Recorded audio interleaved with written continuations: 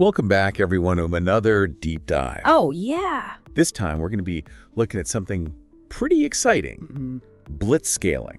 Yes. So for folks who maybe haven't heard of that before, it's basically the strategy that companies use to go from, small startups to these massive corporations. Yeah. This is UnitiQ, the best fractional HR and talent acquisition service company. Please like this video and subscribe to our channel. It is important for us together with the YouTube algorithms. Yeah. Seemingly overnight. Yeah. It's incredible how quickly it happens. It is. We're talking Amazon, Google, Facebook, all of these companies that started in dorm rooms and garages. Yeah. And now are just these global empires. Right. Exactly. And to help us understand this, we've got the book Blitzscaling. Perfect source. By Reid Hoffman, co-founder of LinkedIn, and Chris Pincha. Yeah. Right. So the folks who know what they're talking about. Yeah, they literally wrote the playbook on this. Yeah, exactly. So I want to take you back to the late 1990s for a second. Think about who the giants of industry were back then. Big names. Yeah. General Electric, ExxonMobil. Oh, yeah. These companies that had been around for decades. The old guard. Yeah, the titans of industry, as they were known at the time. Right.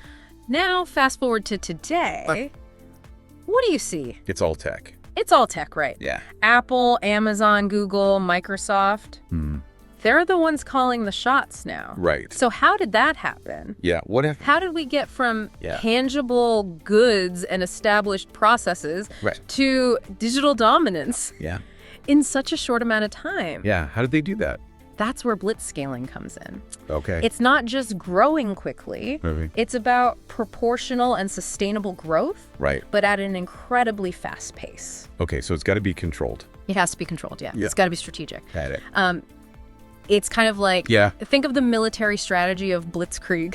Okay, a lightning war. Yeah, lightning war. Right. It's all about speed, decisive action, even if it means taking risks. Right, yeah. Blitzscaling is similar. Okay. It's about prioritizing speed over caution. Okay. Even if it means things might be a bit inefficient at times. Right, so sometimes you got to break a few eggs. Sometimes you got to break a few eggs, make a mess. Okay, but do it fast. Do it fast. Got it. I can give you an example. Okay, please. Airbnb, back in the early 2010s, they had no international presence to speak of in 1 year. They went from 0 to 9 international offices. That's incredible. Talk about rapid expansion. Yeah, that is a huge gamble. It was a calculated risk, absolutely. Right. They had a competitor at the time, Vimdo, who was basically copying everything they did. Oh, wow. So Airbnb realized if they moved slowly, they could lose the entire international market. Yeah, if you snooze, you lose. That's it. Yeah. So they went for it. Yeah. They took the risk. And it paid off. And they outmaneuvered the competition. So it's about being bold. It is. Seizing the moment. Yeah. And not being afraid to take risks. That's blitzscaling in a nutshell. I like it. I like it. One thing that's really interesting about this is this idea of first scalar advantage. Okay, what is that? So basically, if you can be the first one to dominate a market, you create this huge advantage. Okay. That's incredibly hard to overcome. Got it. Think Facebook versus MySpace. Right. MySpace was there first. Yeah. But Facebook came in, scaled faster, and ended up dominating. Took over the market. Yeah. And how do blitzscalers achieve this?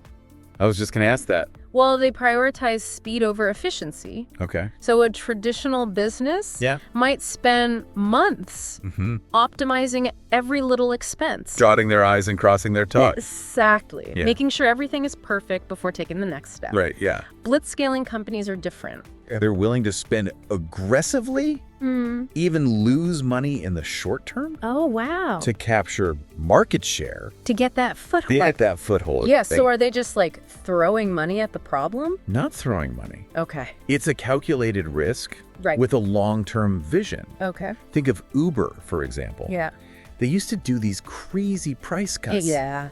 To dominate new city markets, even if it meant losing money in the beginning. Oh, interesting. But it allowed them to establish themselves as the go-to ride-sharing service. Right, so playing the long game. Playing the long game, exactly. Oh, got it.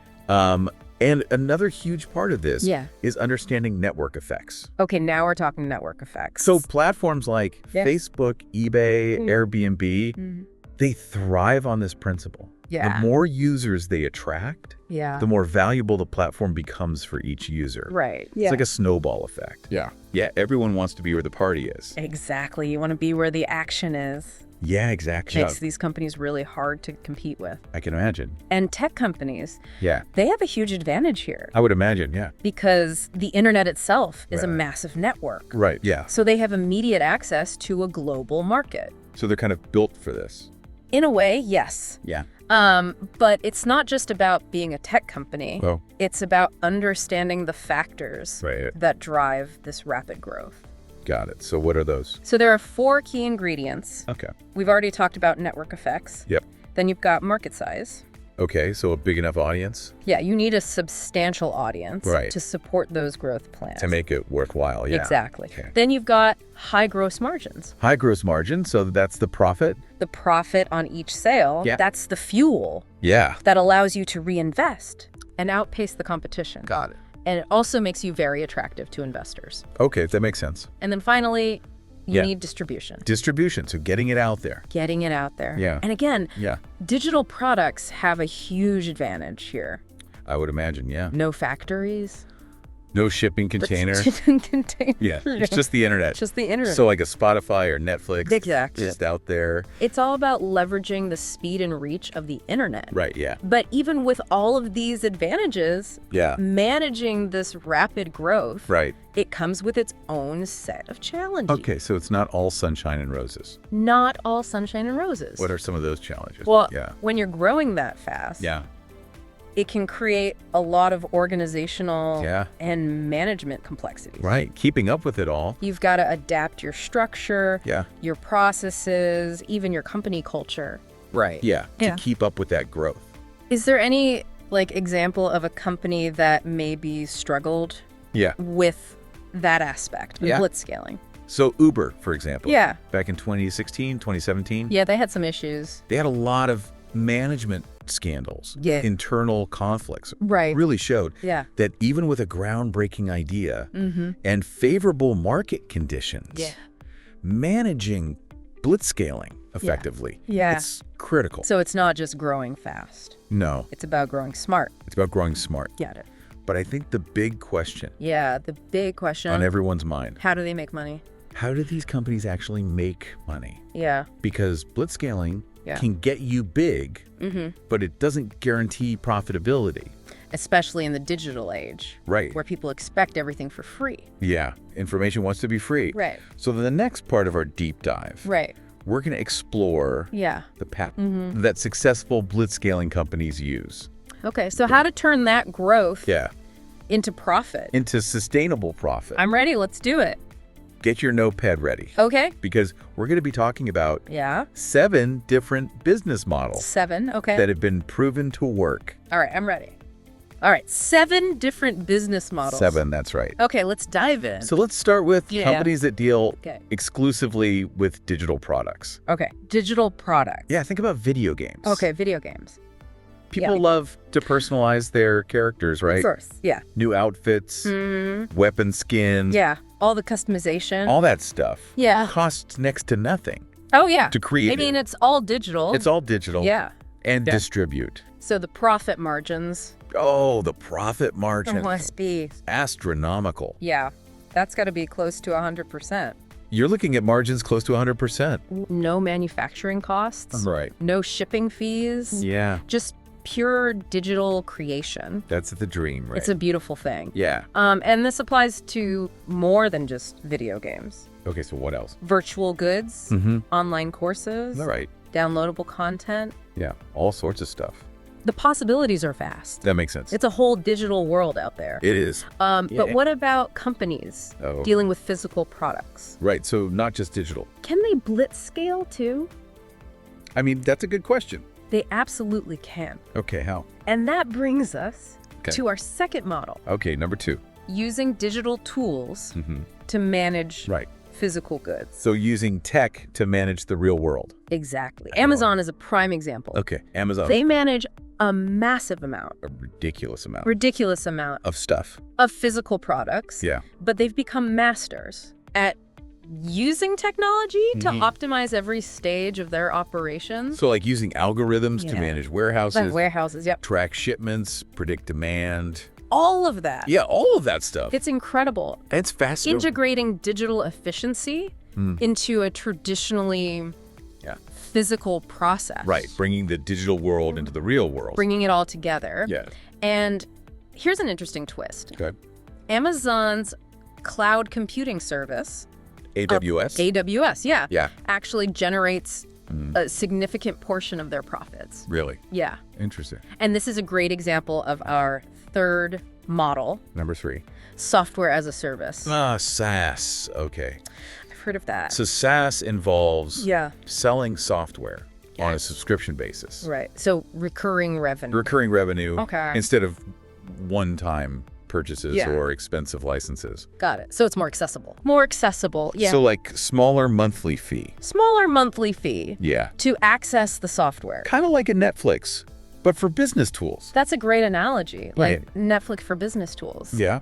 And this model has been hugely successful for companies like Salesforce. Salesforce, okay.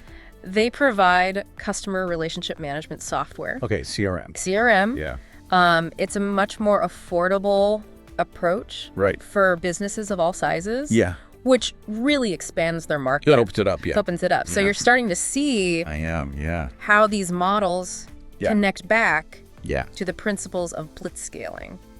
Leveraging tech. Leveraging tech, yeah. Targeting large markets. Large markets. Creating those revenue streams. Reliable revenue streams. Yeah, it's all coming together. It's all connected. Okay. So let's move on to another fascinating model. Oh. Platforms. Ooh, platforms. Okay. When you say platforms, I'm thinking like App Store, Google Play. You got it. Okay, those are great examples. So platforms, they aim to become the central hub for a particular activity. Right, so like iTunes for music. iTunes for music. Yeah. App Store for downloading apps. Right, yeah. These companies, they don't create the content themselves. Right, they just provide this. They provide the infrastructure. Yeah. And they take a cut of each transaction. So they're like the landlord. The landlord. Collecting rent. Collecting rent, exactly. From all these businesses. That's a great analogy. Yeah. And this leads us to a related model. All right. Marketplaces. Marketplaces, okay. Yeah. So what's the difference between? Okay, so think of marketplaces as a specific type of platform. Okay. They connect buyers and sellers directly. So they can determine their own pricing. Right. Based on supply and demand. Supply and demand, yeah. So eBay, Etsy, Airbnb, all those fall under that. All marketplaces. Okay, so the platform's more general. More general, yeah. And then marketplaces are kind of a subset. A subset, exactly. Right, okay. And they facilitate the exchange of goods and services without actually owning the inventory themselves. You just take a cut. Just take a cut. Right, okay. It's really amazing how these digital business models have disrupted traditional ways of doing business. Totally. I mean, the world has changed. The world has changed. Yeah. We've got 2 more patterns to explore. Okay. Both related to online content and user engagement. All right, lay them on me.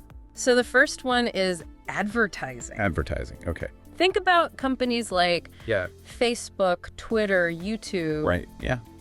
They offer free services. Right, so they get people in the door. Get people in the door, attract millions, billions of users. Yeah, billions. And then they use this massive audience to attract advertisers. So it's all about the eyeballs. It's all about the eyeballs. Yeah. Capturing attention. Right. Getting your message in front of the right people. Right, at the right time. At the right time. The more engaging the content, the larger the user base, the more valuable that advertising space becomes. So is that network effect again? Network effects at play again. Yeah. And our seventh and final model is the freemium model. Freemium, okay. So the company offers a basic version of their product or service for free. For free. Get people to try it out. Right, get them hooked. Get them hooked. Yeah. But then... Yeah, then how do they make money? They offer additional features, increased storage, advanced functionality. So the premium version. The premium version for a paid subscription. Okay, so like Dropbox, Spotify. Yeah. You get the basic service for free. Yeah. But to unlock the full experience, You got to pay. you gotta pay. Got it. Okay. And this has been a really effective strategy for blitzscaling companies. So we've got 7 different models here. 7 different models. Each with their own Yeah. intricacies and applications. Nuances. So what's the big takeaway? Okay, so for the listener. these 7 patterns, Yeah. they're not foolproof formulas for success, Right. but they're illustrations Okay. of the different approaches that blitzscaling companies use to generate revenue while capitalizing on their rapid growth. So it's not about just copying. Yeah. It's about understanding the principles and adapting them to your specific situation. So be creative. Find the solution. Be innovative. Yeah. Find creative solutions. That works for you. Find the right fit Yeah. for your product, your market, your goals. Got it. But I think one question that a lot of people have is blitzscaling. Yeah. Is it just for tech companies? Is it just a Silicon Valley thing? Is it just a Silicon Valley thing? And the answer is no. Blitzscaling is not limited to the digital world. Interesting. Okay, so give me some examples. Okay, so think about Zara.